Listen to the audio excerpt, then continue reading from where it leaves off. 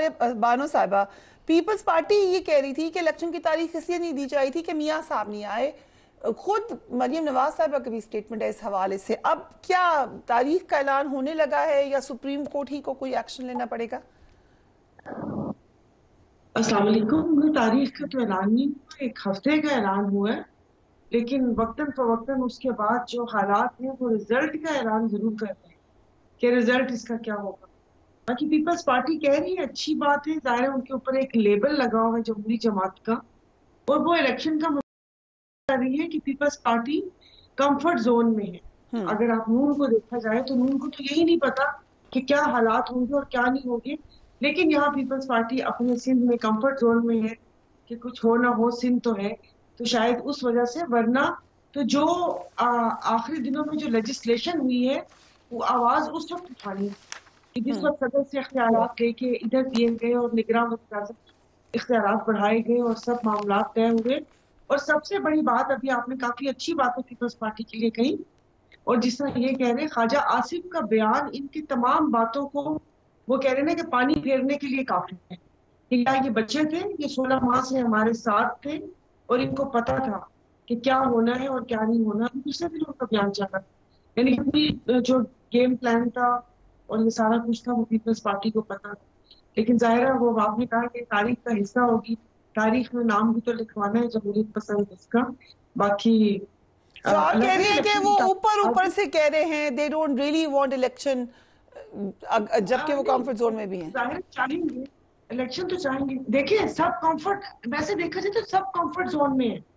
वफाकी हुकूमत देखें, अभी पिछले दिनों से जिस किस्म के फैसले हुए वो तो लग रहा है नून की बी टीम है।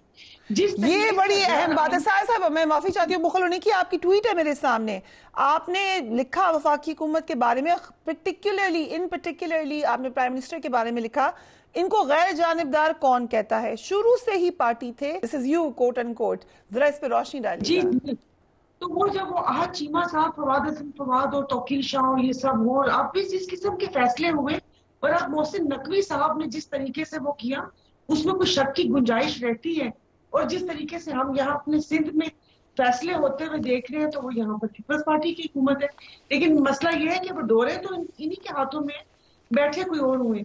तो इलेक्शन तो होंगे, लेकिन आपकी बात बहुत वेट है जो आपने एक जो इस वक्त इंटरनेशनल सिचुएशन बनी हुई है और जो यहाँ पर फलस्तीन की, उसमें मे भी उससे क्या होता है। लेकिन अब तक तो यही है कि इलेक्शन होंगे। और हाशिम डोगर साहब बैठे हुए हैं। अब मेरी बहुत सारी बातों का जवाब देना था, उन्होंने तो लेकिन खुल के आखिरी कह दिया कि मैं अगर पीएमएलएन के साथ जाती है मेरी जी जी जमात तो मैं आजाद लड़ूंगा। ही कुड नॉट बी जी मोर जी। कैंडिड देन वो दैट। कह रहे आप हैं कि अप्रिशिएट करें उनकी इस बात को। बहुत सारे सवाल मेरे जहन में भी थे, लेकिन उन्होंने वो कहते हैं फुल स्टॉप लगा दिया। ये एक बात कह के अब कोई बात मुबहम रही नहीं। लेकिन ये कि बाकी पार्टी को भी सोचना चाहिए कि जब नुमान लंगड़ियाल और ओन चौधरी को इस्तीफा नहीं देने दिया, और मैं तो बड़ी परेशान हूँ। ये तो हमारे मुर्शिद पीर साहब का भी जहाज खड़ा होता है, हमको तो इजाजत ही नहीं, हम लेके इधर उधर से दूध दही लेने के लिए निकल जाए। कि गए वो किसी तरफ थे और वहां पर चले गए। ये जितनी भी आपने ट्रांसपोर्ट देखी होगी, फैसल मूवर्स और स्काईवेज और ये और वो सबका ताल्लुक जनूबी पंजाब से है। तो वो मुसाफिरों को मंजिल तक पहुंचाने में उनका दिल आप करता पीएमएलएन है। पे मियां साहब पे बार बार, और आपका हक है जरूर करें तनकीद, लेकिन ये ना हो कि सिंध की हद तक अलायंस जो बन रहा है उसमें पीएमएलएन आपकी तरफ आ जाए। ऐसा भी तो हो सकता है। देखिए फिर अब मैं क्या अल्फाज लगाऊं, तो फिर हाशिम डोगर साहब अब साइड पर ही है कि क्या कर सकते। सारा बानो इस पे कमेंट करना चाह रही है, गालिबन जरूर इसके ऊपर कमेंट कीजिएगा। लेवल प्लेइंग फील्ड के हवाले से जो बात की गई है, पीपल्स पार्टी का शिकवा एक तरफ, लेकिन पीटीआई ने 9 मई के बाद अपने लिए खुद मुश्किलात बढ़ाई हैं। सारा बानो साहबा कि 9 मई जो लोग अंदर हैं उन लोगों ने किया है। आपके सामने एक धुली धुलाई पार्टी, तबे ताबईन की पार्टी बैठी हुई है। कि आज आपने देखा होगा कि जो गाड़ी खतीजा शाह चला रही थी, उस गाड़ी के ऊपर अंदलीब अब्बास खड़ी थी। अंदलीब अब्बास ने माफी मांग के ये पार्टी ज्वाइन कर ली, और उसके बाद वो अब सुख शांति से घूम सकते हैं। फरूक हबीब, सदाकत अब्बासी, उस्मान डार, किस किस का नाम लें, वो सब मतलूब मफरूर इश्तिहारी थे। मैं तो कह रही हूँ कि इन सियासतदानों की, मैं अपने आप को सियासतदान नहीं कहती कि बस ठीक है एक उसमें आ गई, इन सियासतदानों की रीढ़ की हड्डी ही नहीं है। दूसरों के सहारे पर आते हैं। ये चल क्या रहा है मुल्क में। और अभी ये पैसों की बड़ी भी मुश्किल नौकरी है लोगों की, कि आज भी जो चल रहा था पैसों का, तो जो 10 अरब के इश्तेहारात आपने भी प्रोग्राम किया था, हमने भी प्रोग्राम किया था, जो इन लोगों ने चैनल्स वालों को दिए, इतने करोड़ और उतने करोड़, वो सब भूल गए। मुझे तो समझ नहीं आ रही कि ये पाकिस्तान में चल क्या रहा है। इतनी बड़ी बड़ी चीजें हजम हो जाती हैं। बस कराची में सर्दियां आ चुकी हैं, तो आजकल कुछ लोगों की मार्केट वैल्यू हाई चल रही है, तो क्या कहा जा सकता है। बाकी इस मुल्क के साथ बहुत मजाक है, और जो कर रहे हैं डील डील की तो हम बात कर रहे हैं ओके कि भाई नून लीग ने डील की है। डील कर कौन रहा है? टेबल की दूसरी तरफ कौन है? सारा बानो साहिबा, जो एक क्वेश्चन था पीएमएलएन से अलायंस का, मैंने भी पहले किया, उस पर जरूर रोशनी डालें। जीडीए में और पार्टीज भी हैं, तो फिर पीएमएलएन भी आ सकती है। नहीं जी, ये जो डोगर साहब ने कहा, मतलब माशाल्लाह लड़का इतने सीनियर है, लेकिन मैंने तो इनको कुछ भी नहीं कहा। मैंने तो इनको कहा था एक ताबईन की पार्टी है। अब इसमें ना कोई पत्थर था, ना कोई वो तीर था। और आप क्या कहेंगी? नहीं, मैंने तो आप आपको और नहीं क्या कहा ना, कहेंगी? मैंने आपको बोला। आप तो, मैं आपकी जगह होती तो मैं हंस के बोलती अल्हम्दुलिल्लाह चलें, हमारी पार्टी लोग ज्वाइन करने दी। तो बात ये है कि नहीं आप जीडीए जिस का आप यहाँ देखें पर वो जेयूआई या एमक्यूएम के साथ इत्तेहाद है। ये बातें हमारे कानों तक भी पहुंची, लेकिन जिस दिन आप हमारे पीर सदरुद्दीन शाह के मुंह से ये बात सुनेंगे कि इत्तेहाद हुआ है, वो प्रोग्राम उस दिन होगा। वो प्रोग्राम होगा कि हमारा इनके साथ इत्तेहाद हो रहा है या नहीं हो रहा।